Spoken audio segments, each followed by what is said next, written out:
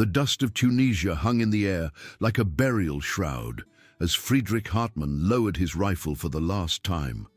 Around him, men who had marched across deserts under the blazing sun now stood in ragged lines, their uniforms caked with sand and sweat, their faces hollow from weeks of dwindling rations. The supply convoys had stopped arriving months ago. First the ammunition dwindled to nothing, then the fuel evaporated, and finally the food became a distant memory. They had fought on dried beans and hope, but both had run out on the same scorching afternoon in May 1943.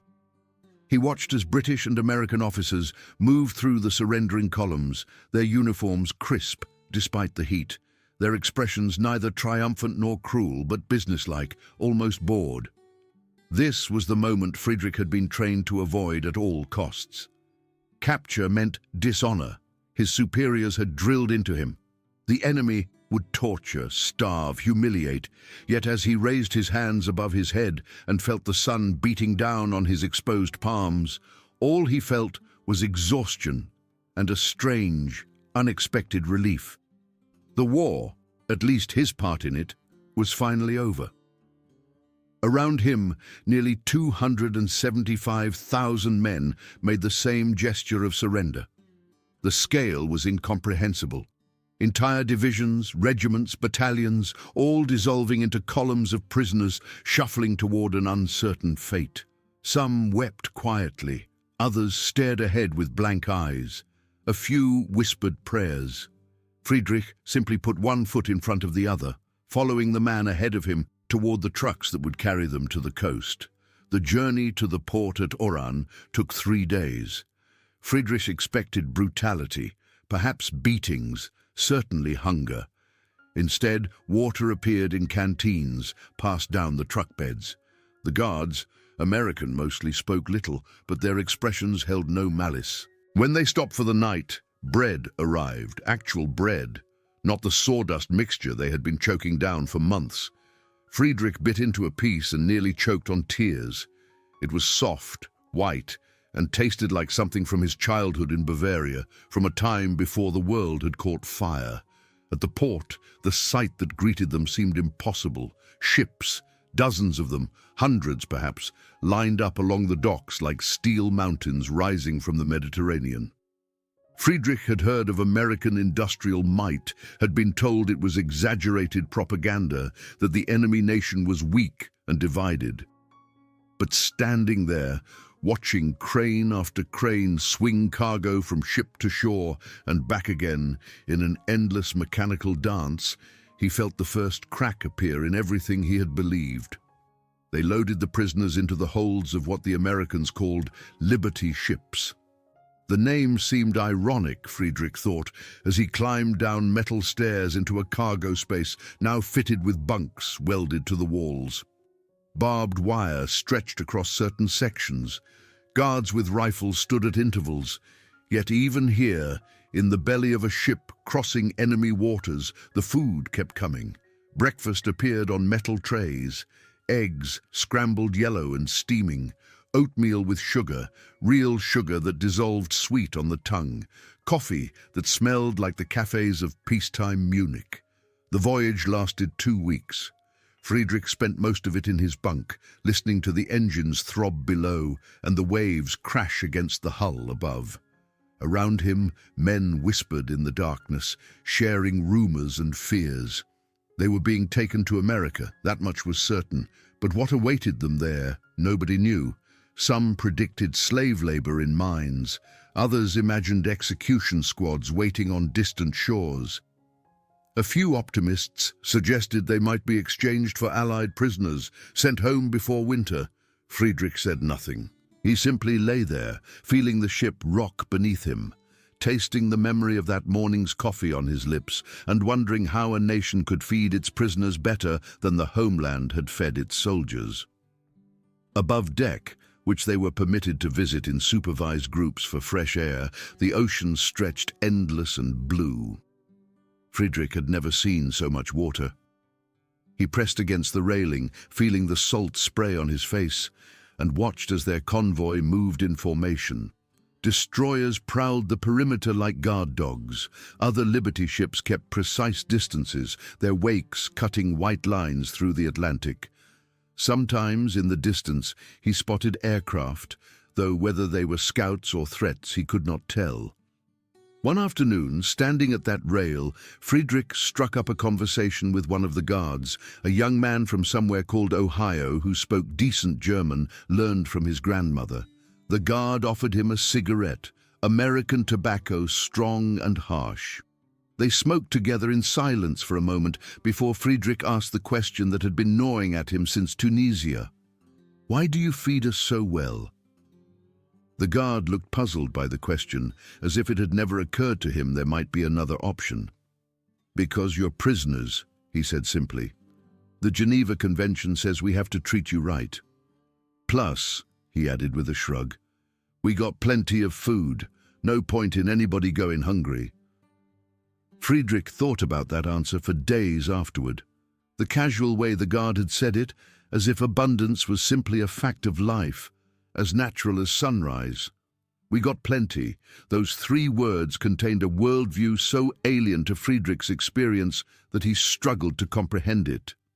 In Germany, scarcity had become the norm. Ration cards, ersatz everything, coffee made from acorns, butter stretched with lard, meat a rare luxury saved for holidays.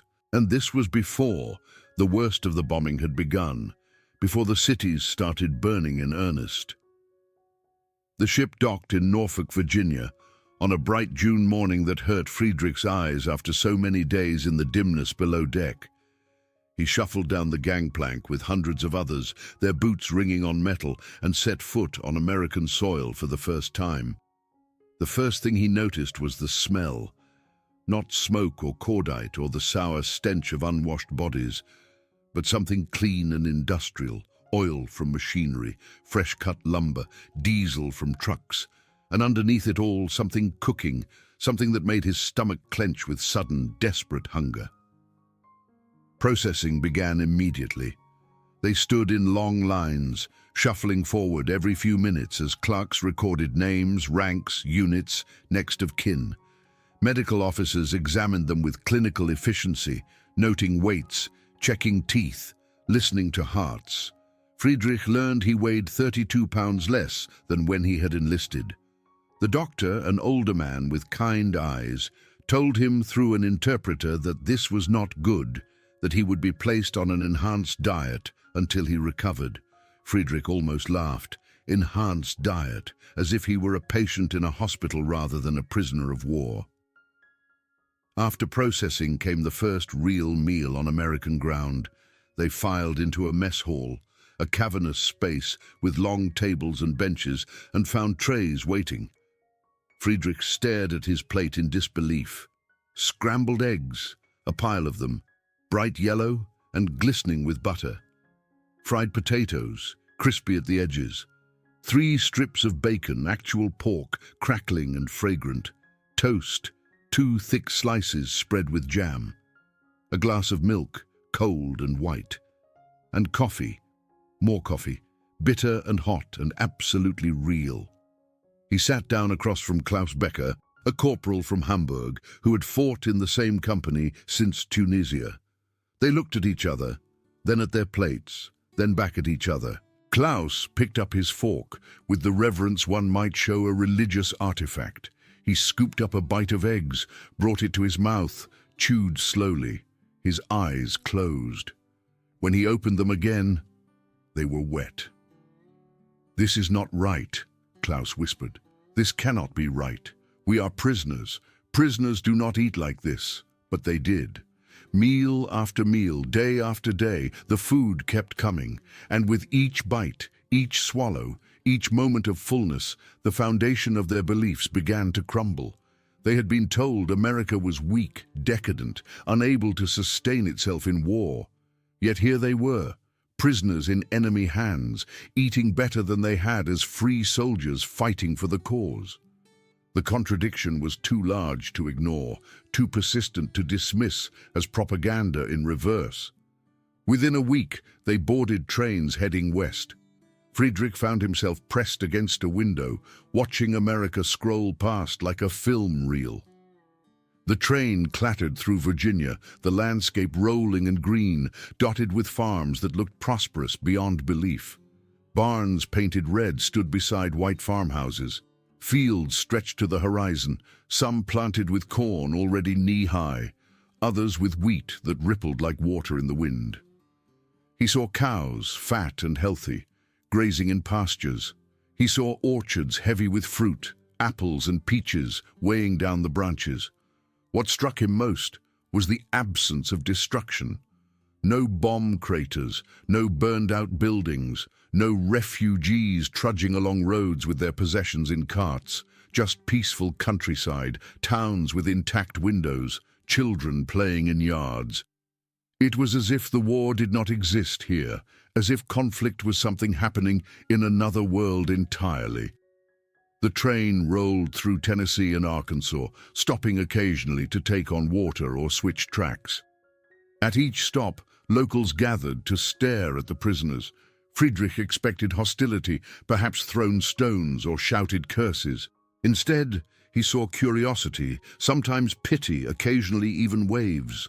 In one small town, a woman approached the train carrying a basket of sandwiches.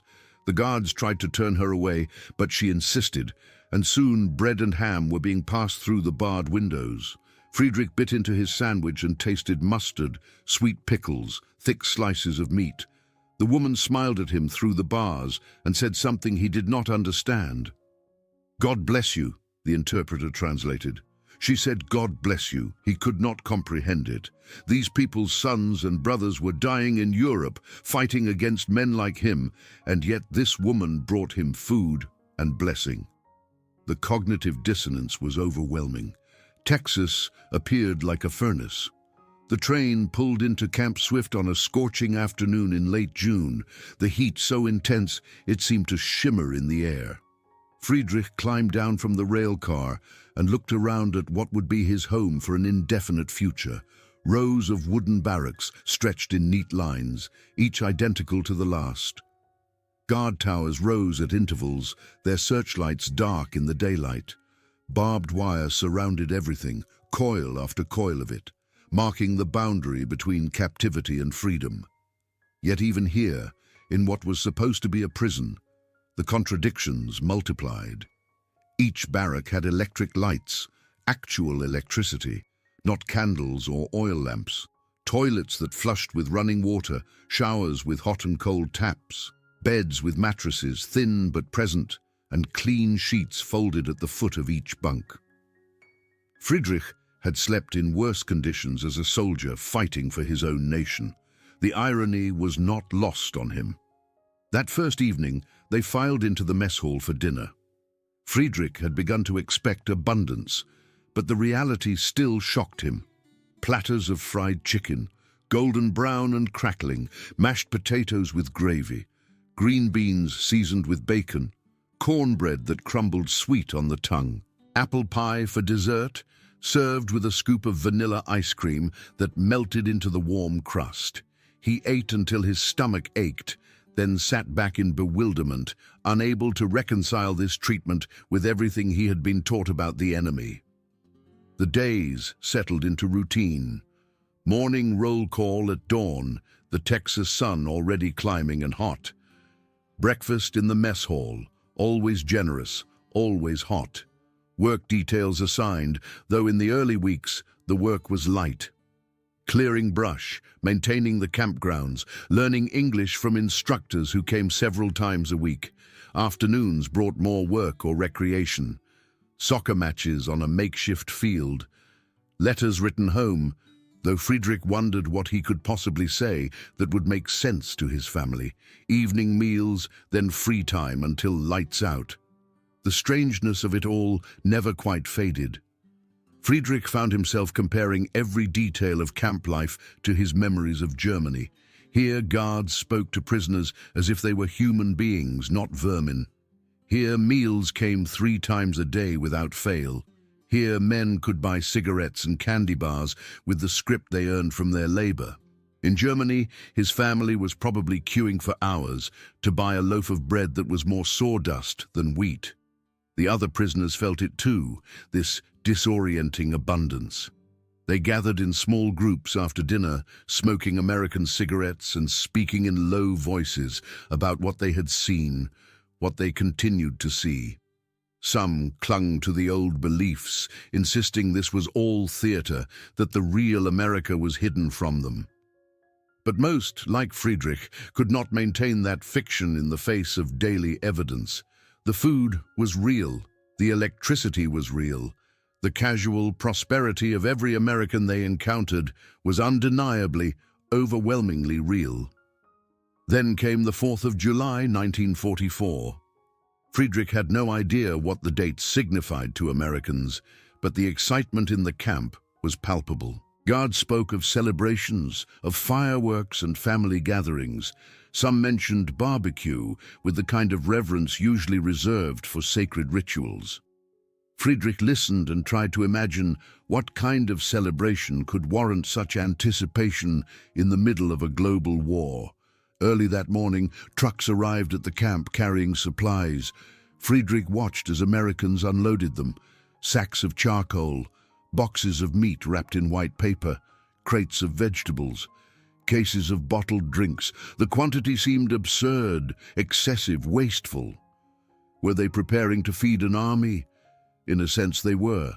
By mid-morning, pits had been dug outside the wire and fires started in each one. The smoke began to rise, carrying with it a smell unlike anything Friedrich had experienced. It was hickory smoke, though he would not learn that name until later. It smelled sweet and sharp at once, like burning hardwood mixed with something indefinable, something that made his mouth water despite having eaten breakfast only hours before. As the morning progressed, the smell intensified, deepened, took on layers.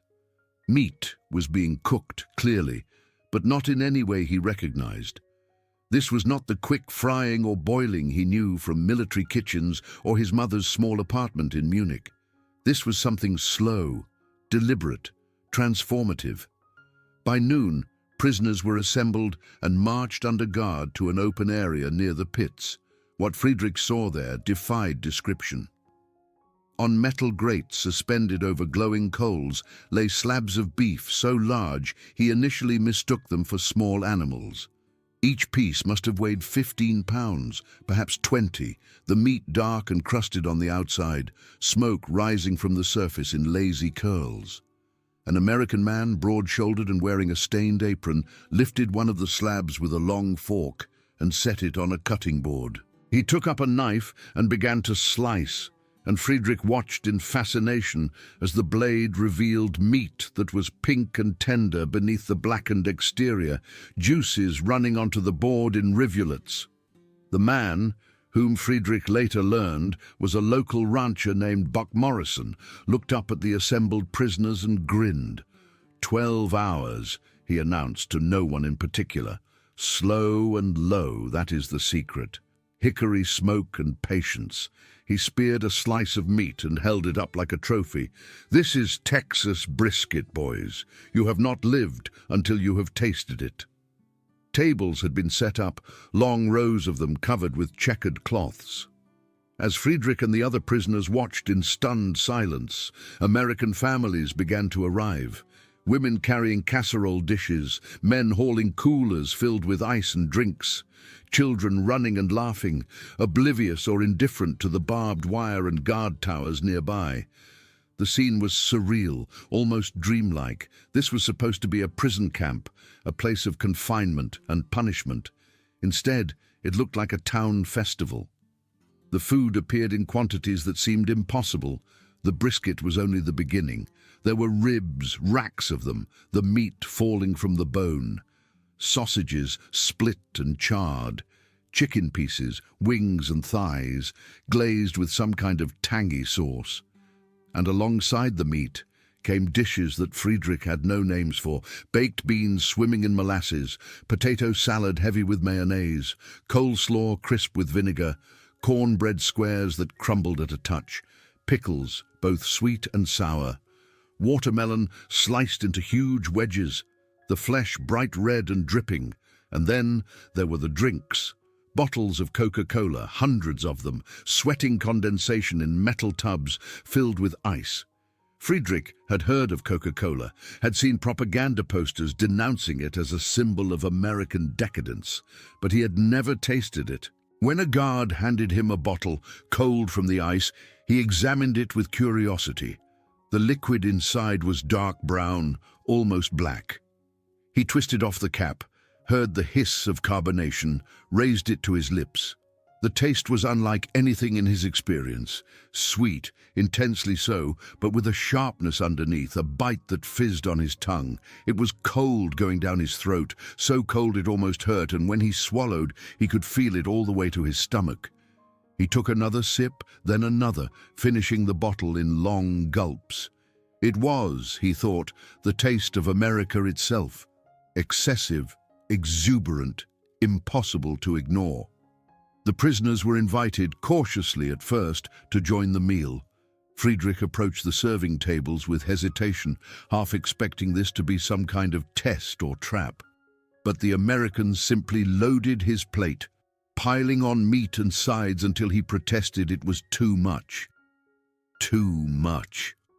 A woman laughed, her face kind beneath a sun hat. "Honey, there is plenty more where that came from. Eat up." He found a place in the shade of a live oak tree and sat down with his plate balanced on his knees. Klaus settled beside him, similarly laden. They looked at each other, then at their food, then back at each other again. Klaus shook his head slowly. "I cannot understand this," he said quietly. "We are their enemies. We killed their soldiers, their sons. And they give us this feast." Friedrich had no answer. He picked up the slice of brisket with his fingers, the meat warm and slightly greasy, and bit down. The flavor exploded in his mouth. Smoky, yes, but also sweet.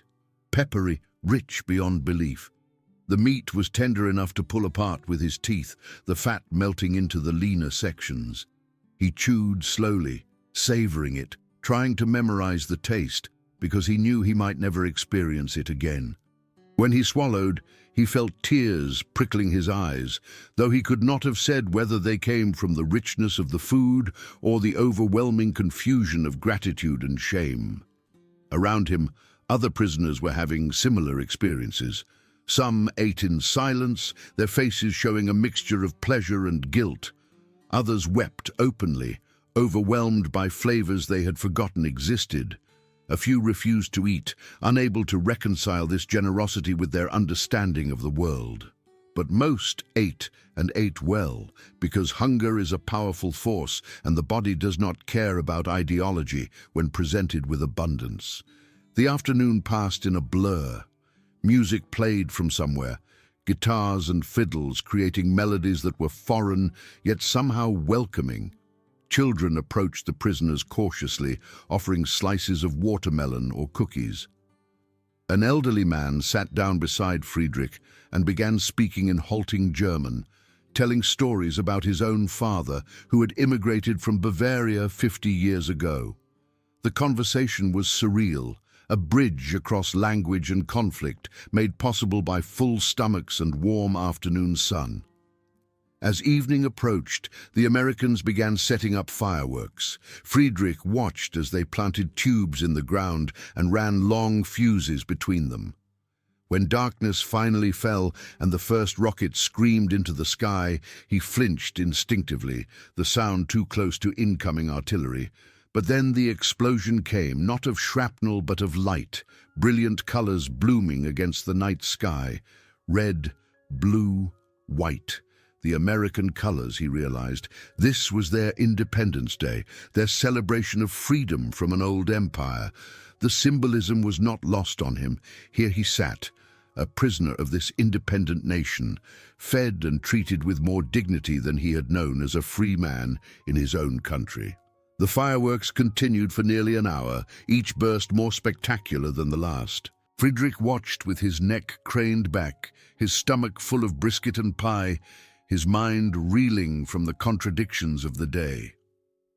When the final rocket faded and darkness returned, he walked back to his barrack in silence, too overwhelmed for words. That night, lying in his bunk and listening to the sounds of other prisoners digesting their excessive feast, Friedrich tried to process what he had witnessed. The food itself was astonishing, yes, but it was more than that. It was the casualness of the abundance, the thoughtless generosity, the fact that Americans had shared their national celebration with enemy prisoners without apparent hesitation or resentment. He thought of his family in Munich, his mother and sister, and wondered what they were eating tonight. Probably thin soup and coarse bread if they were lucky. Meanwhile, he had consumed more meat in one afternoon than they would see in a month. The guilt was crushing. Yet he could not deny the revelation. Everything he had been told about America was false, not exaggerated, not partially true, but fundamentally completely wrong. This was not a weak nation barely holding itself together. This was not a society on the verge of collapse. This was a country so prosperous, so abundant, that it could feed its enemies lavish feasts in the middle of a global war and think nothing of it. The days after the barbecue settled back into routine, but something had shifted. The prisoners moved through their tasks with a new awareness, paying attention to details they had previously overlooked. They noticed how the mess hall never ran short of supplies. They observed how guards casually discarded half-eaten sandwiches, how cigarettes were handed out freely, how fresh fruit appeared on tables as if by magic. Each small detail reinforced the same overwhelming truth. America had resources that seemed inexhaustible. Work assignments began in earnest as summer deepened. Friedrich found himself selected for agricultural labor, along with Klaus and several dozen others. They were loaded into trucks early one morning and driven out beyond the wire, past the guard towers, onto Texas roads that stretched straight and endless toward the horizon. The sensation of movement through open countryside was intoxicating after weeks behind fences. Friedrich pressed his face to the truck's side, breathing in hot air that smelled of dust and grass and possibility. They arrived at a cotton plantation that sprawled across thousands of acres. The owner, a weathered man named Hayes, who spoke no German, explained through an interpreter what was expected. The cotton was ready for picking. The job was simple but backbreaking. Walk the rows, pull the white bolls from their husks, stuff them into long canvas bags dragging behind. Hour after hour under the merciless sun, fingers bleeding from the sharp husks, sweat soaking through clothes. Yet even here, exploitation had limits. Water appeared regularly, brought by Hayes's daughter in a battered truck. At noon, they stopped for lunch, and sandwiches were distributed. Thick ones with ham and cheese and lettuce wrapped in wax paper.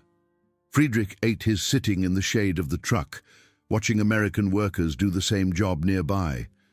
They were paid, he learned, while he received only script for the camp canteen. But otherwise, the conditions were identical. Same water, same shade, same brutal sun. Hayes himself came out to the field sometimes, walking the rows and checking their work. Friedrich expected criticism, harsh words, perhaps anger at their slow pace. Instead, Hayes nodded approval and, through the interpreter, told them they were doing good work.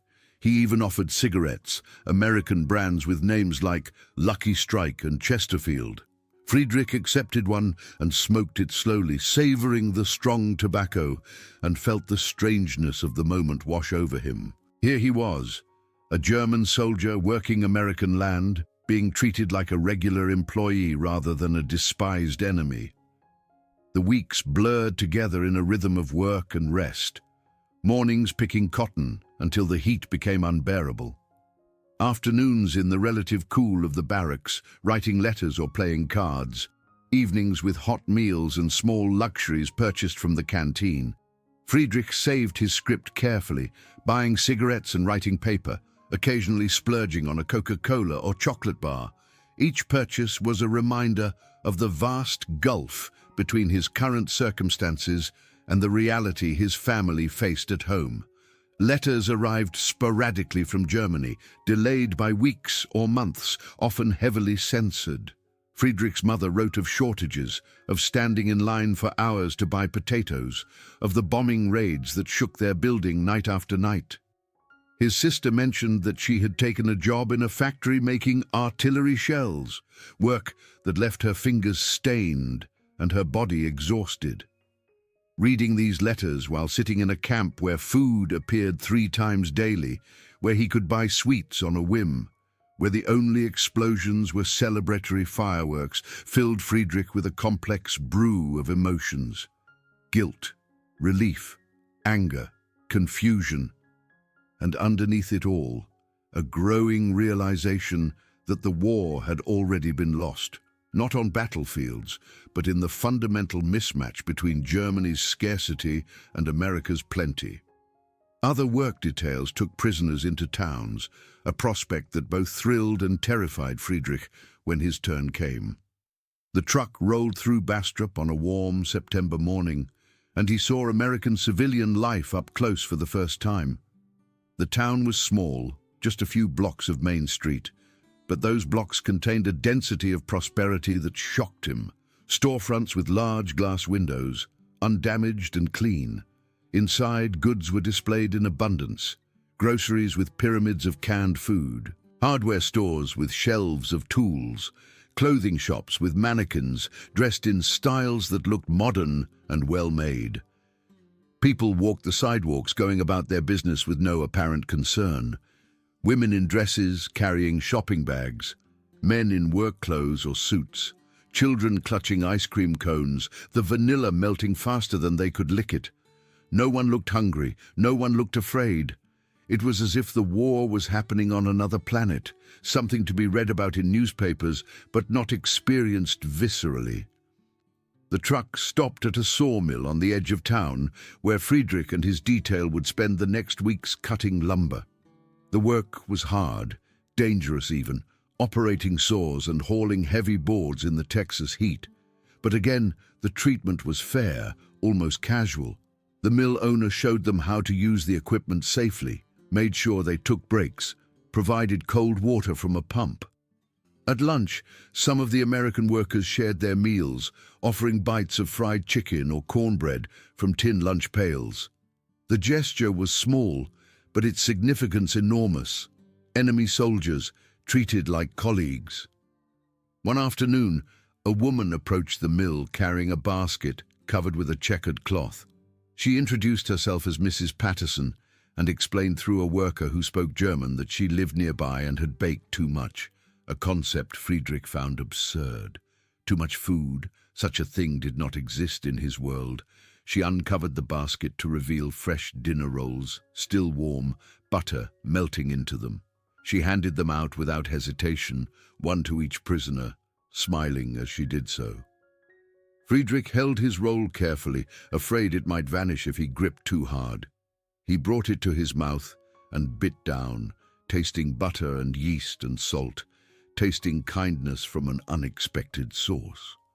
When he looked up, Mrs. Patterson was watching him, and she said something in English that the interpreter translated. "My son is fighting in France. I pray someone is kind to him if he is captured." The words hit Friedrich like a physical blow. Her son was probably shooting at German soldiers right now, maybe killing them, and yet she fed German prisoners as if they were worthy of human compassion. That evening, riding back to Camp Swift in the truck, Friedrich stared out at the passing countryside and tried to make sense of it all. The abundance he could almost rationalize. America was large, its land fertile, its factories untouched by bombing, but the kindness, the casual humanity that was harder to explain. He had been taught that Americans were soft, weak, corrupted by their materialism. But what he experienced daily suggested something else entirely. These people were strong enough to show mercy, prosperous enough to share without fear of want, and their democracy, which he had been told would collapse under the pressures of war, seemed instead to thrive, to produce both weapons and butter, to maintain civility even toward enemies. The contradiction was too large to ignore, too persistent to dismiss. Friedrich began to understand that he had lost more than a military conflict. He had lost the certainty of his beliefs, the foundation of his worldview. Everything he thought he knew about the enemy, about the war, about the comparative strengths of different systems was proving false. And if those beliefs were wrong, what else had been lies? As autumn arrived, bringing cooler temperatures and the first hints of seasonal change, Friedrich found himself spending more time in the camp library, a room stocked with books in both English and German. He picked up novels he had not read since before the war, works by Goethe and Schiller that reminded him of a Germany that had existed before the madness began. He also read American books, translations mostly, and was surprised by their quality, their depth, their refusal to reduce the world to simple categories of good and evil. One evening, he sat across from Klaus at a table in the recreation room, both of them drinking coffee and smoking cigarettes purchased with their canteen script. They had been prisoners for nearly 8 months now, and the time had changed them in ways both obvious and subtle. Klaus had gained weight, his face no longer gaunt, his body recovering from the malnutrition of the African campaign. But more than physical changes, there was something different in his eyes, a questioning that had not been there before. "Do you think they are showing us only what they want us to see?" Klaus asked quietly, voicing the doubt that still lingered. "Perhaps the rest of America is not like this?" Friedrich considered the question. He had wondered the same thing many times. But the evidence kept accumulating, and it all pointed in the same direction. Every American they encountered, from guards to civilians, displayed the same casual prosperity. Every town they passed through looked well-maintained and thriving. Every letter from home confirmed that Germany was suffering, while America seemed barely touched by the war's deprivations. "I do not think they could fake this," Friedrich replied finally. "Not for so many prisoners, not for so long. This is their normal life. And that, more than anything, tells us we have already lost." Klaus nodded slowly, the smoke from his cigarette curling toward the ceiling. The admission hung between them, heavy with implications. If they had lost, what did that mean for Germany, for their families, for the future? These were questions without answers, anxieties without resolution. All they could do was continue through each day, working their details, eating their meals, and slowly, gradually, adjusting to a truth they had never imagined possible. Winter came, mild by Texas standards but cold enough to require jackets. Christmas approached, and with it came another revelation. The camp organized a celebration, complete with a tree decorated with handmade ornaments, carols singing in German and English, and a feast that rivaled the 4th of July barbecue. Turkey with stuffing, mashed potatoes and gravy, cranberry sauce that was sweet tart on the tongue, pies of every description, pumpkin, pecan, apple, cherry.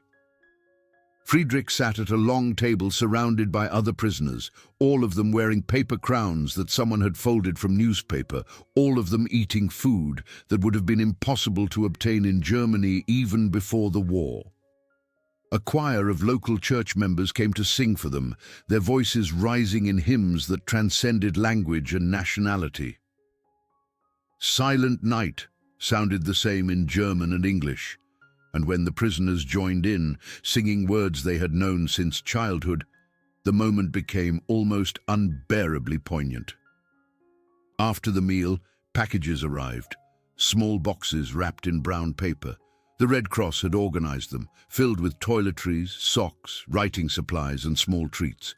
Friedrich opened his and found a bar of soap that smelled like pine, a toothbrush with soft bristles, a pencil and notepad, and a small bag of hard candies. It was not much, objectively speaking, but to him it represented something profound. Even in captivity, even as enemies, they were being treated as human beings, deserving of basic dignity and small comforts. That night, lying in his bunk and sucking on one of the hard candies, Friedrich thought about Christmas the previous year. He had been in North Africa, huddled in a foxhole, eating cold rations and trying not to think about home. The year before that, he had been training in Germany, still believing in ultimate victory, still convinced of the righteousness of the cause. Now, 2 Christmases later, he was a prisoner in Texas, well-fed and warm, his certainties shattered and his future uncertain.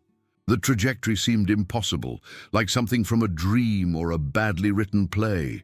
The new year arrived with little fanfare. 1945 brought rumors of Allied advances, of German retreats, of cities falling one after another. The prisoners listened to these reports with mixed emotions.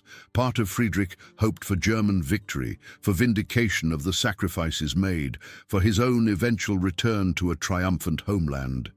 But another part, growing larger each day, recognized that such hopes were delusions. The evidence of his eyes, the testimony of his stomach, the accumulated weight of 8 months in American captivity, all told him the war was ending in only one way. Spring brought new work assignments. Friedrich found himself on a road crew, helping to repair and improve the highways that stretched across Texas. The work was heavy labor, breaking rocks and laying asphalt under a sun that grew hotter each week. But it was also oddly satisfying, creative in its way. They were building something, making improvements, contributing to infrastructure that would last long after they were gone. An American foreman named Jenkins supervised, showing them techniques and treating them less like prisoners than like apprentices learning a trade. One day, during a lunch break, Jenkins sat down beside Friedrich and offered him a cigarette.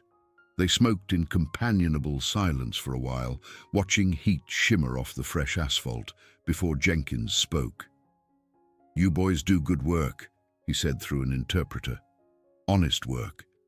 When this war is over, you should be proud of what you built here." Friedrich did not know how to respond. Pride seemed inappropriate for labor done in captivity. But Jenkins's words stayed with him, gnawing at his understanding of what it meant to be a prisoner. In his imagination, prisoners were meant to suffer, to be punished, to serve time as penance for their actions. But here he was, learning skills, earning wages of a sort, being treated with respect by men whose countrymen he had tried to kill not so long ago. The cognitive dissonance was exhausting. As spring turned to summer, news filtered into the camp of Germany's collapse, the fall of Berlin, the final surrenders, the complete, total defeat. Friedrich heard these reports with a numbness that surprised him. He should have felt devastation, rage, despair. Instead, he felt mostly tired, and perhaps a flicker of relief that the dying was finally over. When official word came that the war in Europe had ended, the camp fell into an odd quiet. Some prisoners wept, others celebrated, glad to have survived. Most simply sat with their own thoughts, trying to comprehend what this meant for their futures. The answer came slowly over the following months. Repatriation would happen, but not immediately. Germany was in ruins, unable to absorb masses of returning soldiers. The camps would continue to operate, perhaps for another year or more, until arrangements could be made. Friedrich received this news with mixed feelings. Part of him desperately wanted to go home, to see his family, to confirm they had survived. But another part dreaded what awaited. The letters from his mother had become more sporadic, more desperate in tone. Germany was starving, she wrote. The cities were rubble. People lived in basements and fought over scraps. Meanwhile, in Camp Swift, life continued in its strange, comfortable rhythm. 3 meals a day, work assignments, evenings of recreation. Friedrich continued to save his canteen script, buying small luxuries and sending what he could to his family through Red Cross channels, though he doubted much got through. The summer of 1945 passed in a blur of heat and routine, punctuated by occasional news of the war in the Pacific, of something called an atomic bomb, of final Japanese surrender in August. When that news came, the Americans celebrated wildly, firing rifles into the air and setting off fireworks. The prisoners watched from behind their wire, uncertain how to react. The war was truly over now, completely finished, and they had been on the losing side. Yet they were alive, healthy, well-fed. Many of their comrades were not so fortunate. Friedrich thought of the men who had died in Tunisia, in the crossing, in the camps from disease or accident. He had survived, and that survival felt both like luck and like a burden. Autumn brought the first serious preparations for repatriation. Lists were compiled, orders issued, travel arrangements made. Friedrich learned he would be leaving in November, shipped back across the Atlantic to a Germany he barely recognized from descriptions. The final weeks in camp took on a strange quality, like the last days of school before a long break. Familiar routines carried extra weight, knowing they would not be repeated. The meals tasted better, or perhaps Friedrich was simply paying more attention, trying to memorize flavors he might never experience again. His last night in Camp Swift, Friedrich walked the perimeter of the compound, looking at the barracks where he had lived, the mess hall where he had eaten, the library where he had spent so many evening hours. The place had been a prison, technically, but it had also been a sanctuary of sorts, a place where he had been safe, fed, and treated with basic human decency. Leaving it behind felt like leaving something valuable, though he could not quite articulate what.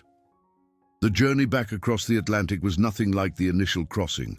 This time, Friedrich knew what awaited on the other side. The ship was crowded with other repatriating prisoners, all of them quiet, lost in private thoughts about homecoming and uncertain futures. The food on board was still good, better than Friedrich expected to eat once he reached Germany, and he forced himself to consume every calorie, building up reserves for the lean times ahead. When the ship docked in Hamburg, Friedrich stood on the deck and looked out at his homeland for the first time in more than 2 years. What he saw stole his breath. The city was gone, simply gone, replaced by endless fields of rubble. Here and there, skeletal walls stood like tombstones marking where buildings had once existed. But mostly, there was just brick dust, twisted metal, and the occasional figure picking through debris. This was the Great Reich that was supposed to last 1,000 years. It had not survived 12. Disembarkation was chaotic, disorganized in a way that American efficiency had never been. Friedrich stood in lines that barely moved, processed by officials who looked as hungry and tired as the returning prisoners.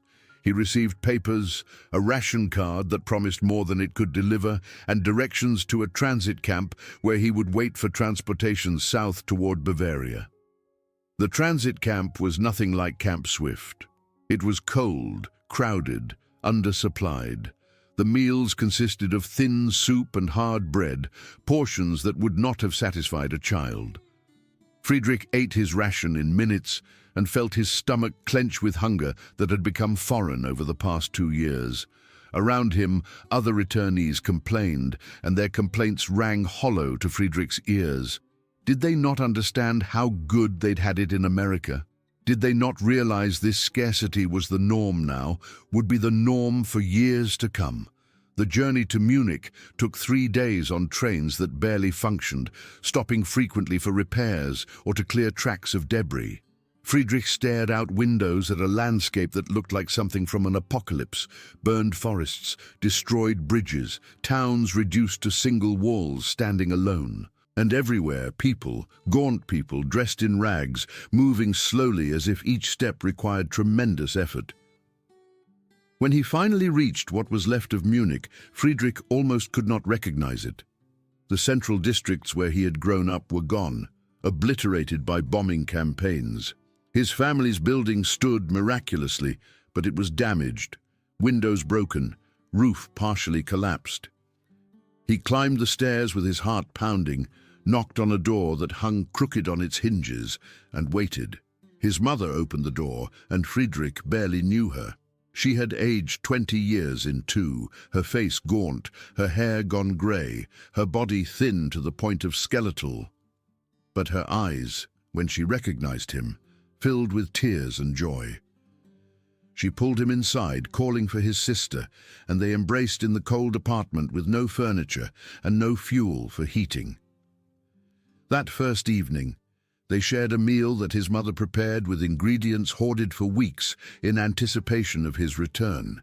Soup with actual bits of potato in it, a small piece of bread, some ersatz coffee made from burnt grain. Friedrich ate slowly, savoring each bite not because it was good, but because it came from home, because his family had sacrificed to provide it. Yet he could not help comparing it to the meals he'd eaten just weeks before in Texas. The contrast was so stark, it physically hurt. Over the following days, as Friedrich tried to readjust to life in ruined Germany, he shared stories of his captivity with his mother and sister. He described the food, the work, the treatment, the barbecue that still haunted his dreams. They listened with disbelief, unable to reconcile his tales with the propaganda they had been fed throughout the war. America was supposed to be weak, collapsing, starving.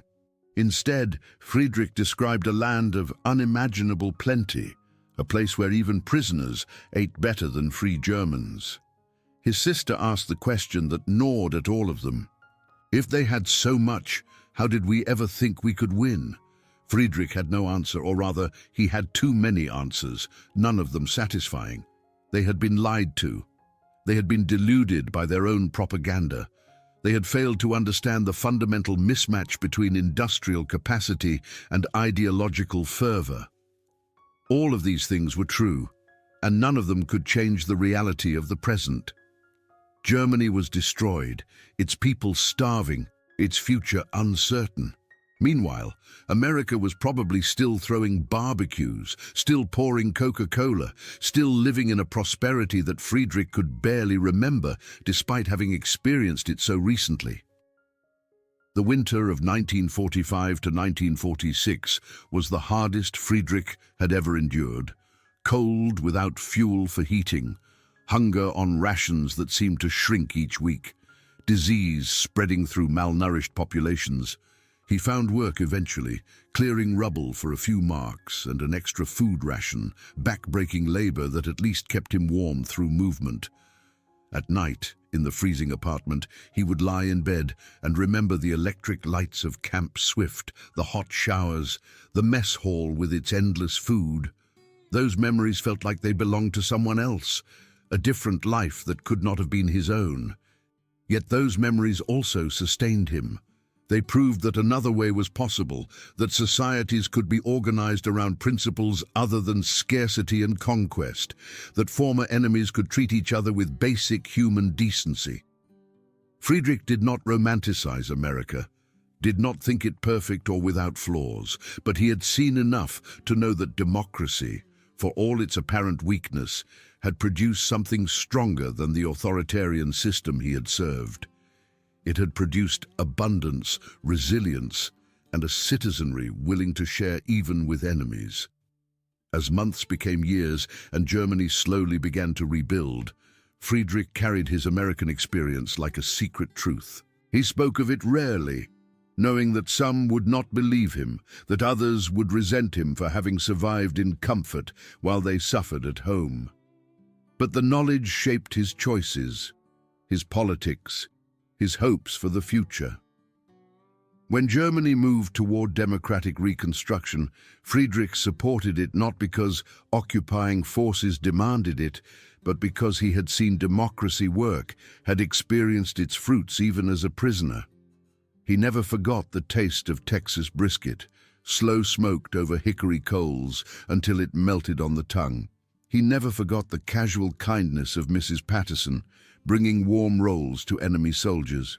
He never forgot the sight of American children buying ice cream cones with pocket change, while German children begged for crusts of bread. These memories were not about glorifying one nation or denigrating another. They were about understanding the choices societies make, the priorities they set, the values they embody. Decades later, when Friedrich was an old man and Germany had transformed into a prosperous democracy itself, he would sometimes tell his grandchildren about his time in Texas. They would listen with fascination to stories of abundance during wartime, of enemies who fed rather than starved their prisoners, of a nation so confident in its values that it could afford generosity. The grandchildren, raised in comfort, could barely imagine the world their grandfather described, a world where a barbecue could shatter certainties and where Coca-Cola represented more than a soft drink, but a whole way of life. Friedrich's story was not unique. Thousands of German prisoners returned from American captivity with similar experiences, similar revelations. Not all learned the same lessons.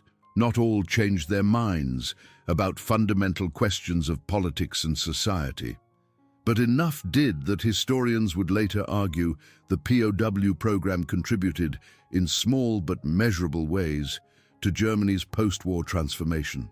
Men who had seen democracy work, who had experienced its prosperity and fairness firsthand, became more receptive to democratic reconstruction. They could not be told it was weak or doomed when they had witnessed its strength with their own eyes, tasted its abundance with their own mouths.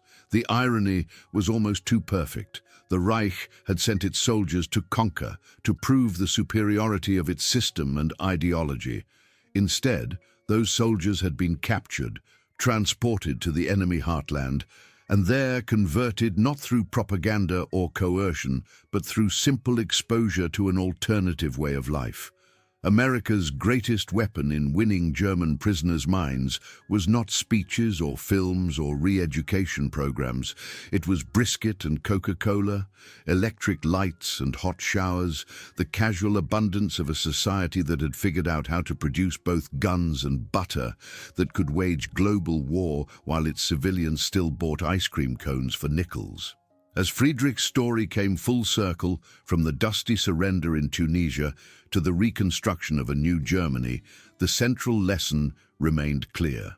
Systems prove themselves not just in how they treat their own citizens, but in how they treat their enemies. America's decision to honor the Geneva Convention, to feed prisoners well, to allow them dignity even in captivity, was not weakness. It was strength of a kind that military force could never provide. It demonstrated confidence, prosperity, and values that transcended the exigencies of war. The barbed wire of Camp Swift was long gone by the time Friedrich became an old man. The barracks had been torn down, the guard towers dismantled, the land returned to other uses. But the impact lingered, carried in the memories of men who had expected punishment and found abundance, who had anticipated cruelty and encountered kindness, who had been prepared for propaganda and instead experienced truth. That truth, more than any military victory, won a deeper kind of peace. It suggested that former enemies could become allies, that different systems could coexist and learn from each other, that the world might someday move beyond the cycle of conquest and vengeance that had defined so much of human history. In the end, the story of German POWs in America is a story about the power of ordinary things. Meals shared, work done with dignity, small kindnesses extended across the divide of conflict. These ordinary things accomplished what weapons alone could not. They changed minds, they offered hope, they planted seeds of a different future, and they proved in the most tangible way possible that abundance matters, that prosperity is not just a luxury but a form of power, and that a nation's true strength lies not only in its ability to destroy, but in its capacity to build, to sustain, to share, even with those who have been enemies. Friedrich died in the 1990s, having lived long enough to see Germany reunified and prosperous, having witnessed the triumph of the democratic values he had first encountered as a prisoner in Texas more than half a century before. His last years were comfortable, surrounded by family in a country rebuilt from ruins into something his younger self could never have imagined. Sometimes in those final years, he would close his eyes and smell hickory smoke, taste cold Coca-Cola, hear the distant sound of fireworks on a Texas night. Those memories remained vivid when others faded, proof that some experiences shape us so profoundly that they become part of who we are, inseparable from our understanding of the world and our place within it. The paradox of his life, captured soldier eating better than free men, prisoner treated with dignity while war raged, enemy shown generosity when hatred would have been justified. That paradox taught him more about power and values than all the battles he had fought or all the propaganda he had believed. It was a lesson learned in the most unlikely classroom imaginable, behind barbed wire in the Texas heat, and it lasted a lifetime.